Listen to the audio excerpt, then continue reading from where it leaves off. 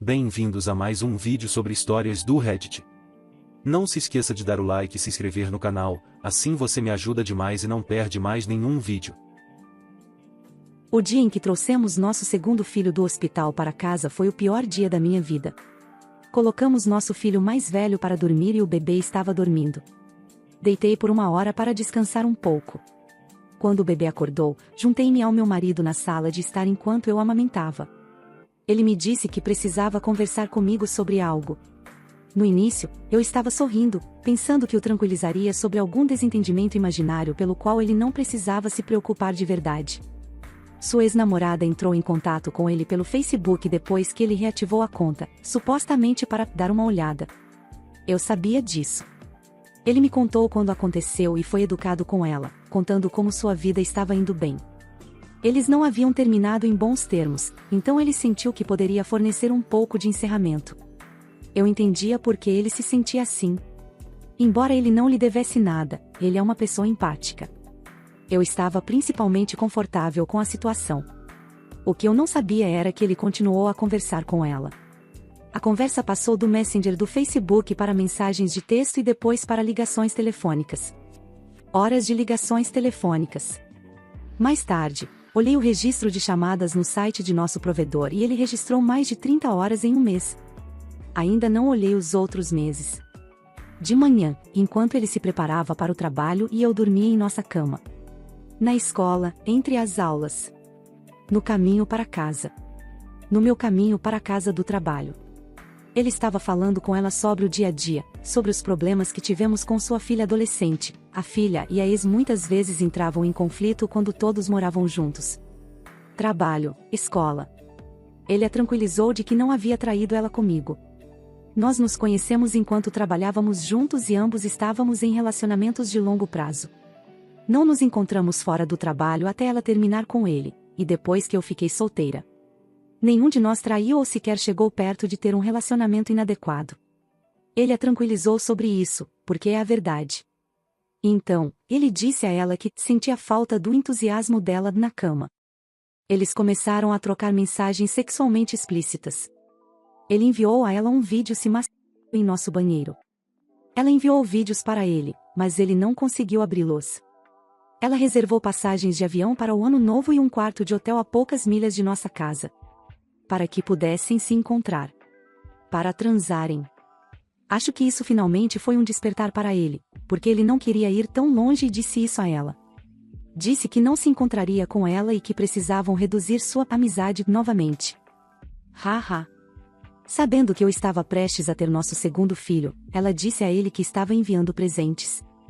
Você sabe, presentes para meus filhos, nossa família. Da mulher que estava trocando mensagens sexuais com meu marido. Ele disse para ela não fazer isso. Ela estava enviando para um armário de retirada da Amazon nas proximidades, já que ele não lhe deu nosso endereço residencial. Ela disse que ele poderia dizer a mim que era de outro casal, que mora em outro estado e com quem não estou em contato. Tão generosa da parte dela. Havia uma razão pela qual ele estava me contando isso agora, na primeira noite em casa depois do hospital, enquanto eu estava sentada em nosso sofá amamentando nosso filho, sangrando e dolorida. Sua mãe, com quem tem um relacionamento extremamente próximo, o ligou e disse que recebeu uma ligação estranha à noite de alguém que dizia ser de uma empresa de empréstimos estudantis, ligando para obter meu número de telefone. Ela achou essa ligação suspeita, não passou meu número e ligou para meu marido para avisá-lo. Isso foi claramente indicação suficiente para ele de que a ex estava tentando me alcançar e contar sobre a infidelidade primeiro. Como esperado, olhei para o meu telefone e vi uma mensagem de um número desconhecido: marido é infiel. Ele troca mensagens sexuais com a ex dele. Tudo isso foi tão surreal. Eu estava me recuperando do parto, mas cercada pela minha bela família. Meus queridos filhos. Meu marido amoroso. Exausta, mas radiante. Eu vou dormir e acordo com um pesadelo. É como uma maldita novela. Você já sentiu o gelo correr em suas veias? Atualização. Conforme a história dele se desenrolava, parecia que a cada segundo eu me distanciava cada vez mais da realidade que eu achava que conhecia. Você estava falando com uma ex-namorada pelas minhas costas? Você estava contando a ela detalhes íntimos do nosso relacionamento? Você nos comparou sexualmente? Você enviou conteúdo sexualmente explícito de si mesmo para ela? Ela ia voar até aqui para vocês transarem? Nunca me senti tão doente na minha vida. Ele está arrependido, pedindo desculpas repetidamente. Pedindo para conversar comigo, por favor. Eu queria que ele fosse embora. Mal consegui sussurrar um não. Mesmo com toda essa dor, eu não queria que ele fosse embora. Uma dicotomia tão estranha. Desejando desesperadamente o conforto da pessoa que me machucou. Eu não conseguia me mexer. Mal conseguia falar. Não queria que ele me tocasse. Será que ele merecia ouvir o que passava pela minha cabeça? Mal conseguia articular qualquer coisa para mim mesma. Será que ele merece ouvir minha dor? Será que ele merece a oportunidade de se explicar melhor? Fiz mais perguntas, principalmente calma e serena apesar das lágrimas escorrendo pelo meu rosto. Quando ele encontrava tempo para falar com ela? Principalmente na escola. Ele se encontrou com ela? Não, e ele nunca quis. Ela comprou as passagens sozinha. Foi ideia dela. Por que ele não abriu os vídeos que ela enviou?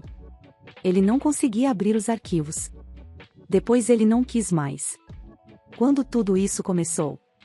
Há alguns meses. Desculpe, ele dizia.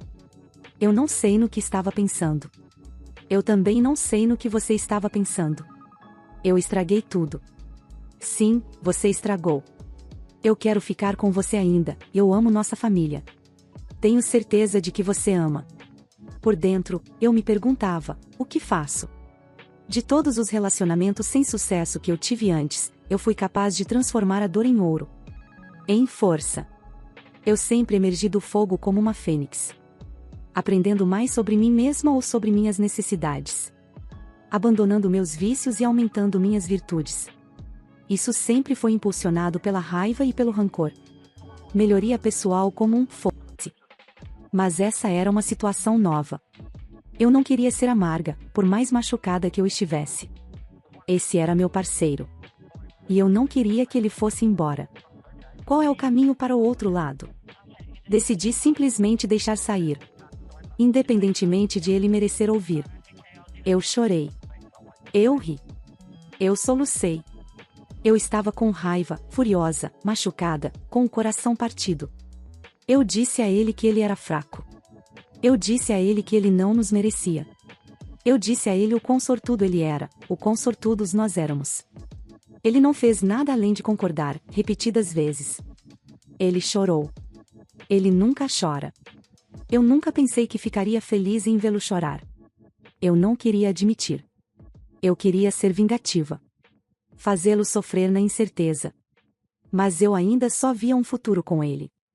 Eu soube quase imediatamente que queria fazer terapia. Nada disso condizia com o homem que eu conheço. Foi por isso que me atingiu tão forte, do nada. E foi por isso que doeu tanto. Meu irmão vai se casar com minha ex e me convidou para o casamento. Eu, 39, tenho sido o cuidador do meu irmão, Justin, 33, desde que ele tinha 10 anos. Eu tinha apenas 16 anos quando nossos pais morreram. Eu tive que cuidar da casa porque meu irmão ainda era muito pequeno. Eu fazia tudo por ele. Ele era o meu xodó. Acho que o mimei muito. Eu nunca namorei muito porque eu era o provedor para o meu irmão. Isso foi até eu conhecer Melissa, 35, foi quase há 10 anos. Namoramos por 2 anos. Foi ótimo, meu irmão a adorava. Um dia, eu estava ouvindo uma conversa que ela estava tendo com uma amiga. O resumo dessa conversa foi algo como a amiga perguntando sobre mim. Melissa disse que me ama muito, ama o fato de eu cuidar dela em todos os sentidos. Mas sou meio mediano quando se trata de sexo. A amiga perguntou se ela iria conversar comigo sobre isso ou como ela está feliz. Ela disse que a solução para isso é o meu irmão. Ela continuou explicando como ela e Justin têm um caso há 8 meses. Ela acha que é justificado porque acha que Justin é melhor na cama do que eu. Você pode imaginar o quanto isso foi doloroso para mim. Eu entrei em casa fingindo que não ouvi nada. Confrontei Justin sobre isso. Eu sei como fazê-lo falar. Pressionei esse assunto depois que ele negou. Ele acabou se desmoronando e disse que era verdade. Ele não disse nada porque não queria me machucar. Ele e Melissa estão apaixonados e queriam se casar, mas Melissa não queria me deixar. Fiquei furioso. Eu queria bater nele, mas apenas disse que ele estava morto para mim e saí. Também expulsei Melissa e ela foi morar com meu irmão e seus colegas de quarto.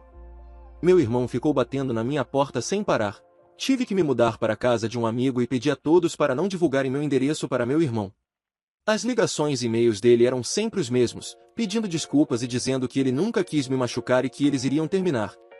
Bloqueei a conta bancária, algo como um fundo fiduciário, que eu havia criado para ele, que ele poderia acessar quando fizesse 25 anos. Ele não era mais meu irmão. Entrei em uma profunda depressão. Não comia ou dormia direito. Eu tinha pesadelos com meu irmão e a ex rindo de mim, dizendo que eu sou ruim na cama. Que se eu fosse bom o suficiente, ela nunca teria me deixado. Ficou tão ruim que uma vez eu fiquei parado na frente de uma linha de trem porque era insuportável para mim. Felizmente, meus amigos me salvaram. Não tenho muitos amigos, mas eles foram meu alicerce. Fiquei com eles por 1 ano.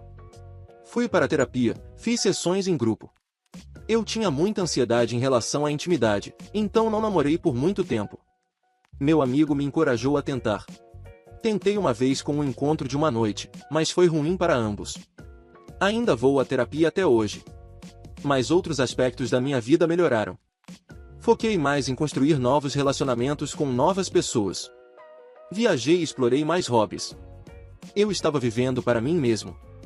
Estou em um relacionamento com alguém há 3 anos. Estamos noivos e teremos um filho juntos. Wendy, 32, é uma pessoa realmente legal. Ela sabe de todas as minhas inseguranças e problemas que enfrentei por causa do meu irmão. Ela foi madura e paciente comigo. Consegui confiar o suficiente em alguém para estar em um relacionamento. 2 dias atrás, recebi um convite no meu correio sobre um casamento. E, como o título diz, era do meu irmão. Ele tem me mantido informado à distância e me convidou para o seu casamento com ninguém menos que Melissa.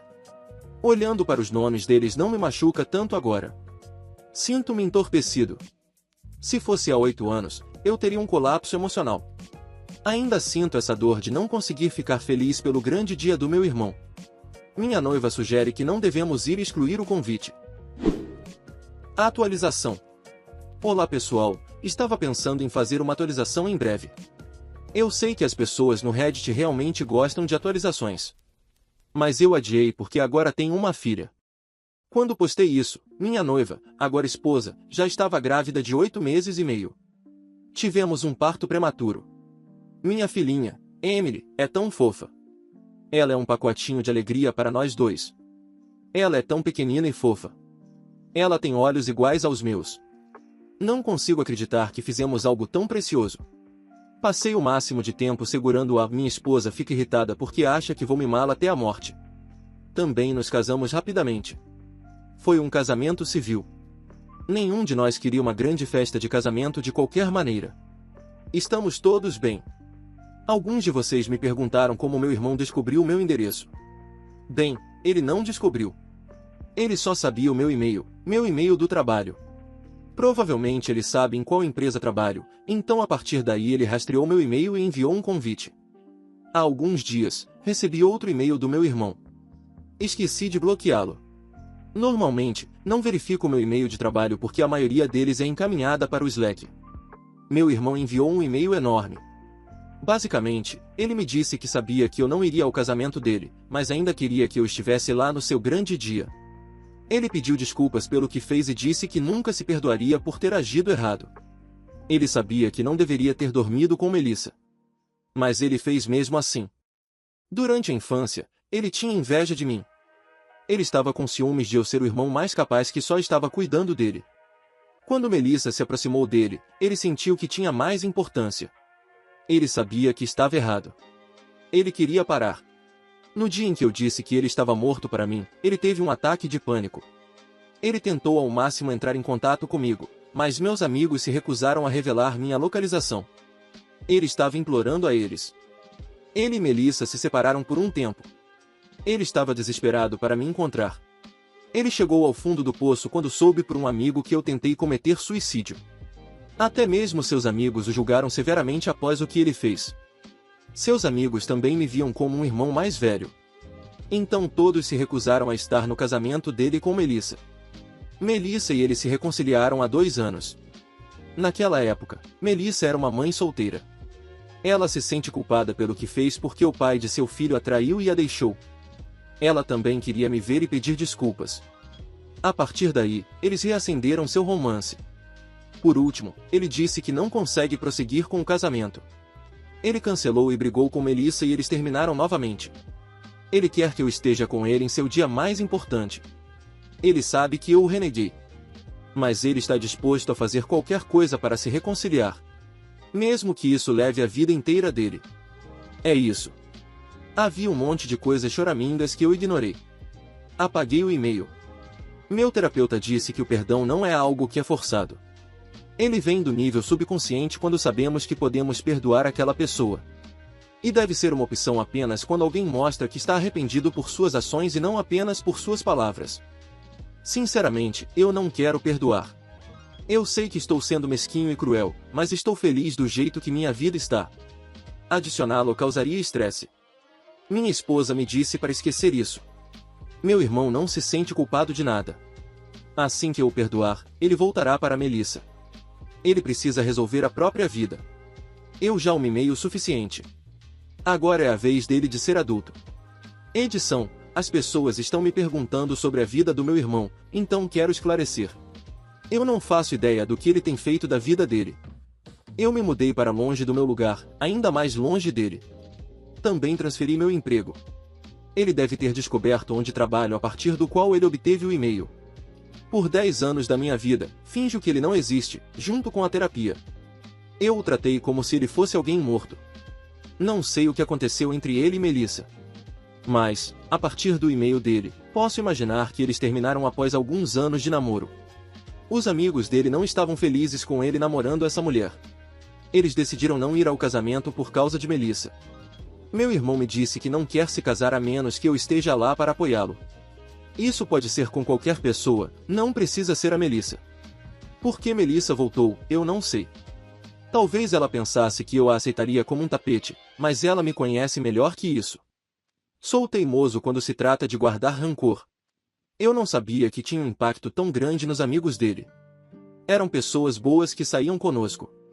Embora fossem mais jovens, eles me tratavam como um irmão mais velho. Recebi desculpas de 2 de seus amigos que nunca tiveram um modelo masculino positivo depois que bloqueei meu irmão. Não tenho mais contato com eles. Meu namorado quer que eu e nossa filha voltemos a morar juntos, mas estou preocupada com a reação dos meus pais e família. Então, eu, 29, terminei com meu namorado, 32, em abril e fui morar com meus pais com nossa filha de 1 ano. Estávamos juntos há 5 anos. Tivemos algumas brigas bem feias nos meses em que estivemos separados, mas durante o verão decidimos nos concentrar, parar de brigar e apenas ser pais. Começamos a conversar mais e tem sido bom sermos amigáveis e próximos novamente. Levei minha filha para visitá-lo no início deste mês e foi um momento muito bom. Ainda o amo e ele quer que eu volte a morar com ele para que ele possa ser pai. Eu disse a ele que ainda acho que seria mais apropriado voltar na primavera porque... meus pais fizeram tanto por mim e pela nossa filha que acho que ficar 1 ano mostraria gratidão pelo que eles fizeram. Foi o que concordamos originalmente quando falamos sobre voltar a ficar juntos e voltarmos a morar juntos. Foi ideia dele que eu voltasse na primavera e eu levaria nossa filha para visitá-lo no Halloween e ficar até o final de novembro. Preocupo-me que, se de repente disser que quero voltar tão cedo após o que aconteceu quando me mudei, minha família pense que estou louca e não queira mais nada a ver comigo depois que eu for embora. Isso significa que caberia a mim pagar por uma empresa de mudanças e transporte para mim e minha filha para nos levar junto com nossos pertences para a cidade a 6 horas de distância. Eu quero voltar eventualmente e até ofereci pagar as passagens de ônibus para ir visitá-lo por uma semana em setembro, mas agora ele está me dizendo que eu deveria planejar visitas assim com meus pais, não com ele. Ele está constantemente perguntando por que eu não voltaria imediatamente e está chateado porque está perdendo tudo. Ele diz que quer que nossa vida progrida, não que fique parada. Ele sempre fica bravo quando levo nossa filha a algum lugar com meu pai, dizendo que ele já teve a chance de ser pai 2 vezes, se referindo a mim mesmo e minha irmã. Devo simplesmente aceitar e abandonar meus pais para voltar a morar com ele? Devo arriscar ter outra queda na minha relação com meu namorado? Eu sei que sou adulta e deveria fazer o que eu quero, mas sempre fui próxima da minha família e isso me dá tanta ansiedade saber que posso decepcioná-los. Também estou sentindo muita pressão do meu namorado para voltar, mas se eu digo a ele como me sinto sobre isso, ele me diz que perdeu tempo com a filha, então eu deveria pensar nisso. Qualquer conselho seria muito apreciado. Atualização. Ele realmente tem entrado em uma espiral descendente nos últimos dias. Fica bravo porque não quero voltar antes da primavera, não se preocupe, eu não vou voltar de jeito nenhum, bravo porque não quero voltar e lutar ao lado dele para construir uma vida juntos, bravo porque ele ainda não pode comprar seu videogame e colecionáveis este mês e eu não quero voltar e começar a contribuir para nossa vida juntos. Todo o salário dele ontem teve que ser usado para pagar o aluguel, então ele não pode comprar mantimentos, não pode pagar a conta do telefone, não me enviou dinheiro para a internet desde junho, mas eu estou fazendo ele sofrer porque não volto. Eu disse que mesmo se eu quisesse, não há dinheiro para os custos da mudança e ele disse, eu consigo arrumar o dinheiro, então eu perguntei, se você consegue arrumar esse dinheiro, você não acha que deveria usá-lo para pagar o aluguel, as contas, a comida e estabilizar a casa? E a resposta dele foi ok, então tudo está cancelado. É isso que você quer? Agora veja como você me ataca de novo. Tipo, que merda é essa? Tudo que eu perguntei foi sobre estabilizar a casa para a família. Como isso pode ser algo ruim? Ele até tentou dizer que eu não precisaria trabalhar se voltasse, mas claramente ele nem consegue manter uma casa estável sozinho. Ele disse, então poderíamos trabalhar juntos e construir uma vida boa com o tempo ou podemos ficar separados enquanto você está confortável e eu não estou e depois o quê? Em 6 meses você volta? Os mesmos problemas ainda estarão aqui na primavera. Ele disse que estava atrasado em algumas coisas por causa da nossa última visita e depois perguntou se ainda íamos fazer a visita que planejamos para o final deste mês, então eu respondi.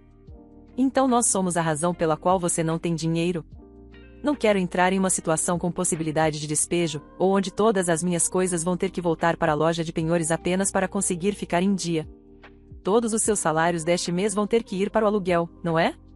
Ou eu vou ter que continuar me sentindo culpada por te deixar para trás de novo? E a resposta dele foi, nós não seremos despejados. Eu estou atrasado apenas por uma semana. Então você vai me insultar? Ele também tem dito que eu estou usando a depressão dele como motivo para ignorá-lo e que eu não quero estar com ele e eu não quero que ele seja pai. Estou apenas o ignorando porque estou cansada de brigar e ele está determinado a provar que estou errada. Eu adoraria que ele fosse um pai, mas claramente ele não tem as prioridades corretas para ser um bom pai. Enfim, agora tenho meus próprios objetivos e planejo alcançá-los. Obrigada novamente.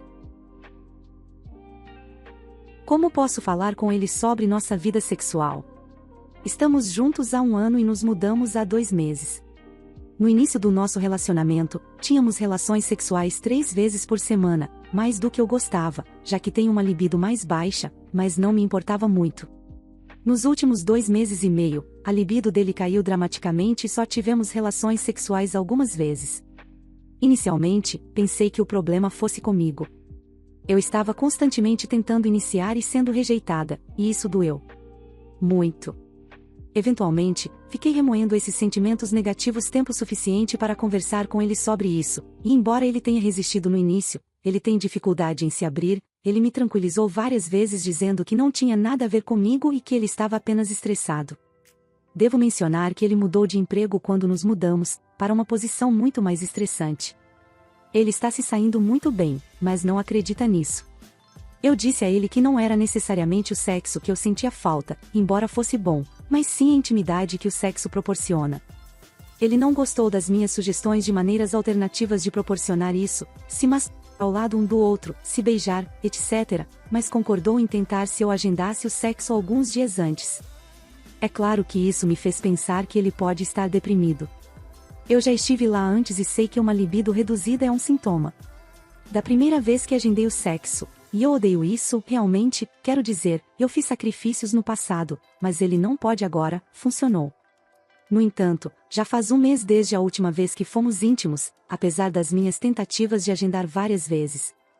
Tivemos outra discussão cerca de 1 semana atrás, que rapidamente saiu do tema do sexo quando perguntei gentilmente se ele poderia estar deprimido. Ele concordou, então não sinto mais uma rejeição pessoal quando não temos sexo. Eu entendo que isso não tem nada a ver comigo, então realmente não sei o que fazer neste ponto. Entendo que ele está passando por dificuldades no momento, e disse a ele que ele deveria conversar com alguém, mas ele não é a única pessoa nesse relacionamento. Eu tenho direito de receber algum tipo de atenção de vez em quando. Também é a minha vida sexual e ele não é muito aberto para falar sobre isso.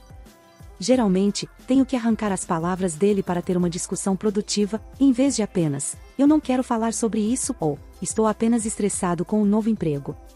Então, como posso fazer com que ele fale sobre isso? O que posso dizer para ajudá-lo? Hoje de manhã, antes de ele sair para o trabalho, eu disse a ele, na segunda-feira, terça-feira ou quinta-feira, poderíamos fazer sexo, e ele ficou irritado com a pergunta. Já faz mais de um mês e estou tentando ser compreensiva, mas sério, em resposta, ele disse, eu só queria que isso acabasse, e, para ser sincera, não tenho certeza se ele estava se referindo à própria falta de desejo sexual ou se estava cansado de eu ficar pressionando sobre isso. Estou usando o termo pressionar de forma muito leve, pois só conversamos sobre isso 2 vezes nos últimos 2 meses e meio. Devo mencionar que o restante do nosso relacionamento está bem. Ele é muito carinhoso e afetuoso. Se não fosse por essa única questão, eu não teria preocupações. Atualização. Nós terminamos. Na minha postagem original, eu disse que nosso relacionamento estava bem, mas agora percebo que estava me iludindo. Meu namorado nunca me tratou bem e me usava mais como uma mãe. Fazia toda a limpeza, cozinha e organização, sim, eu marcava suas consultas médicas. Uma das poucas vezes em que ele conseguiu ter relações sexuais comigo, minha menstruação começou inesperadamente, realmente inesperado, já que meu anticoncepcional implante significava que eu não menstruava há 2 anos. E ele continuou mencionando o quanto estava enojado por mim por meses depois, usando isso como motivo para não poder ter relações sexuais comigo. Então, qual era o verdadeiro motivo da abstinência? Ele estava traindo, é claro. Descobri isso depois que ele ficou bêbado na casa da minha mãe, vomitou em todos os lugares, eu limpei tudo, e eu o coloquei na cama e coloquei o celular dele para carregar, o que fez a tela acender, e havia uma mensagem dela. Saí de lá imediatamente e fui morar com um dos meus melhores amigos e sua namorada. Agora, fico feliz em dizer que, após alguns meses sombrios lidando com meu primeiro término de relacionamento real e doloroso, minha vida está seguindo em uma trajetória ascendente. Encontrei um emprego muito melhor, minha vida social não se limita aos amigos do meu parceiro que me odeiam, e tenho um namorado há 9 meses que nunca me deixa duvidar que ele me ama. Pessoal, ele sabe cozinhar e limpar, e eu não preciso marcar consultas médicas ou cuidar da conta do celular dele. Estou tão feliz. Por favor, se você sente que não está sendo amada e respeitada no seu relacionamento, saia de lá. Garanto que alguém por aí vai te tratar como um ser humano. Agradeço aos poucos que comentaram, isso me fez sentir melhor sobre uma situação terrível na época. Ah, e meu atual namorado nunca passa mais do que alguns dias sem um pouco de carinho, então isso também melhorou. Um amigo armou para meu pai e ele quase foi espancado até a morte. Meu avô se vingou de todos os envolvidos. Fundo, essa não é a minha história, mas vem do meu pai e de outros membros da família que testemunharam isso. Tudo isso aconteceu no final dos anos 1970, quando meu pai tinha 17 anos. A área onde ele cresceu era no Reino Unido e era uma cidade estereotipada da classe trabalhadora. A parte da cidade em que minha família morava era degradada, cheia de famílias pobres e tinha sua parcela de crimes, mas era unida e todo mundo conhecia todo mundo, isso será importante mais tarde. Meu pai não era o garoto mais bem comportado, e ele odiava estar na escola, mas além de uma multa por excesso de velocidade, ele nunca teve problemas com a polícia. Ele era, e ainda é, um músico muito talentoso e tinha uma vida social muito ativa. Para seu 17º aniversário, um de seus amigos comprou para ele uma jaqueta de couro com um logotipo muito específico. Vamos chamá-lo de Dave para referência futura. De acordo com meu pai, era uma jaqueta de motociclista rara e bastante cara. Ele ficou extremamente feliz que Dave a tinha comprado para ele. Dave tinha comprado a mesma jaqueta para si mesmo algum tempo antes, e foi uma grande surpresa. Minha avó aparentemente brincou que com as jaquetas eles pareciam gêmeos e ela não estava muito errada. Eles tinham características semelhantes, cabelos pretos e eram conhecidos por se vestirem com roupas de motociclista. Alguns dias depois do aniversário do meu pai, ele estava saindo do trabalho como barman no centro da cidade, por volta das 22 horas. Conforme ele se aproximava de onde sua moto estava estacionada, um grupo de 5 homens se aproximou dele por trás. A última coisa que meu pai lembra é de ter levado um golpe na cabeça e desmaiado ao bater no chão. Esses homens espancaram meu pai com correntes de bicicleta e uma barra de ferro, literalmente até quase matá-lo. Felizmente, 2 seguranças de um pub próximo ouviram a confusão e correram para ajudar. Os homens fugiram, os seguranças chamaram a polícia e meu pai foi levado para o hospital. Descobriu-se que Dave tinha um hábito de jogo bastante substancial e devia uma grande quantia em dinheiro a pessoas com as quais você realmente não queria dever dinheiro. Eles haviam ameaçado Dave e dito a ele que estariam procurando por ele para dar uma lição.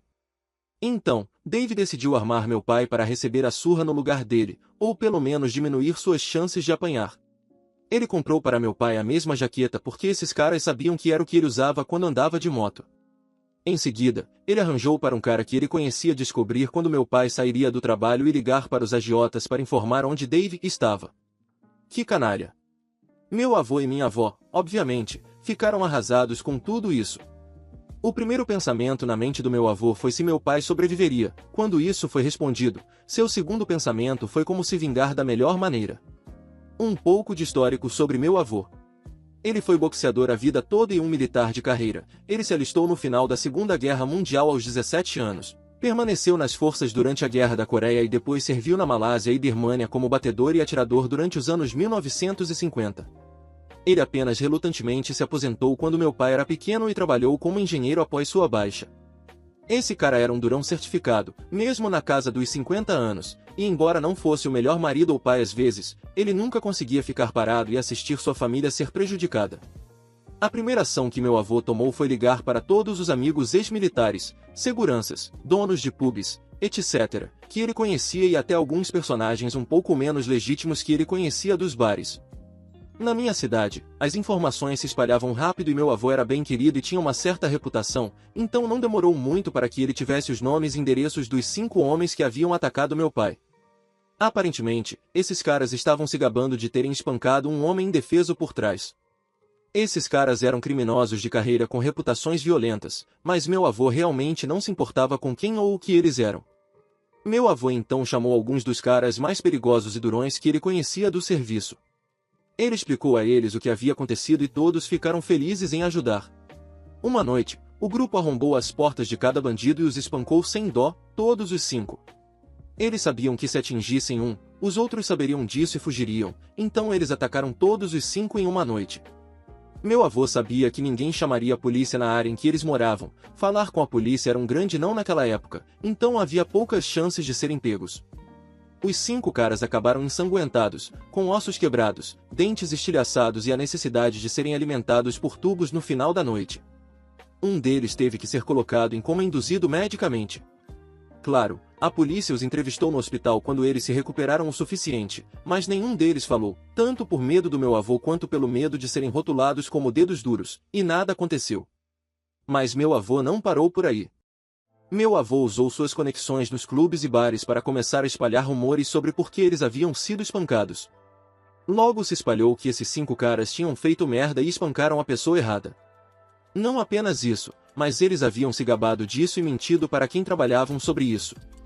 Não apenas eles estavam fisicamente quebrados, mas meu avô arruinou sua credibilidade para que, quando saíssem, ninguém, criminoso ou não, quisesse estar associado a eles. Depois que tudo isso foi feito, meu avô voltou sua atenção para Dave. Ele o deixou por último de propósito, sabendo que ele ficaria aterrorizado sabendo que meu avô sabia o que ele havia feito. Meu avô, no entanto, foi muito mais sutil ao lidar com Dave, pois achava que uma simples surra seria bom demais para ele. Ele esperou e perguntou por aí, e descobriu que Dave não era apenas um jogador compulsivo, mas também havia se tornado um viciado pesado em drogas. Meu avô descobriu com quem ele estava comprando as drogas, quando ele costumava comprar e onde. Ele pediu a um amigo dele para seguir Dave quando ele fosse comprar suas coisas, segui-lo até onde ele estava morando e informar meu avô. Meu avô então fez uma denúncia anônima de que havia uma grande transação de drogas no endereço e ele achava que ouviu tiros. Ele pediu a 2 de seus amigos para fazerem o mesmo. A polícia investigou, fez buscas na casa e pegou Dave em flagrante com um monte de drogas em sua casa, além de notas falsas e toneladas de outras coisas ilegais.